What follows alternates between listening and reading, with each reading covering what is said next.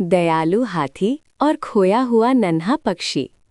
एक समय की बात है, एक बहुत ही सुंदर और हरे भरे जंगल में एली नाम की एक हाथी रहती थी। एली बहुत विशाल और ताकतवर थी, लेकिन उससे भी कहीं ज्यादा वो दयालु और मिलनसार थी।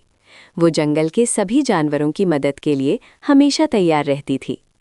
हर सुबह एली को नदी के किनारे टहलना और अपने दोस्तों से मिलना बहुत पसंद था। उसे देखते ही खरगोश अपने कान हिलाकर उसका स्वागत करते, बंदर पेड़ों से झूलने लगते और पक्षी मीठे गीत गाने लगते थे। एक दिन जब एली जंगल में घूम रही थी तो उसे किसी के रोने की धीमी आवाज़ सुनाई दी। ची ची, मदद करो, कोई मदद करो। एली रुक गई और उसने बड़े ध्यान से चारों ओर देखा। तभी उसकी नज़र एक पेड़ के नीचे ज़मीन पर बैठे एक नन्हे से पक्षी पर पड़ी। वो नन्हा पक्षी बहुत डरा हुआ और थका हुआ लग रहा था। एली ने बहुत ही प्यार से पूछा, नन्हे पक्षी, तुम रो क्यों रहे हो? पक्षी ने उदास होकर जवाब दिया, कल रात आए तूफान में मैं अपने घोंसले से गिर गया था। मुझे नहीं पता मेरा घर कहाँ है और मुझे अभी ठीक से उड़ना भी नहीं आता।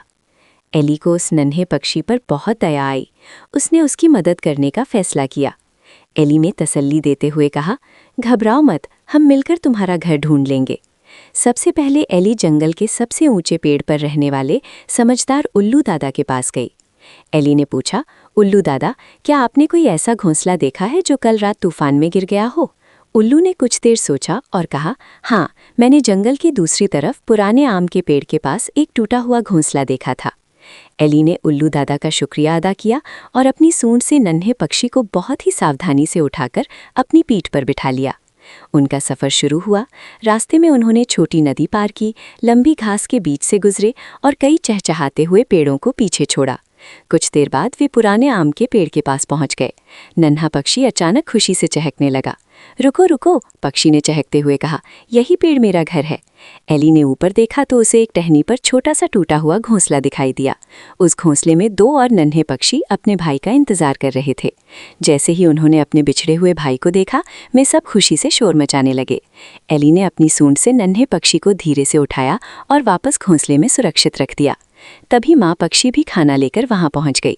अपने बच्चे को सुरक्षित देख वो हैरान भी थी और बहुत खुश भी। माँ पक्षी ने एहसान मानते हुए कहा, शुक्रिया एली, तुमने मेरे बच्चे की जान बचाई है। एली मुस्कुराई और बोली, अपने दोस्तों की मदद करना ही सबसे अच्छी बात है। उस दिन के बाद से जब भी जंगल में पक्षी अपना मीठा संगीत गाते, वे एली के लिए एक खास गाना जरूर गाते, उस दयालु हाथी के लिए जिसने एक नन्हे पक्षी को उसका घर ढूंढने में मदद की थी। इस कहानी से हमें ये सीख मिलती है, दयालुता और दूसरों की मदद करना हमेशा हमारे जीवन में खुशियाँ लाता है।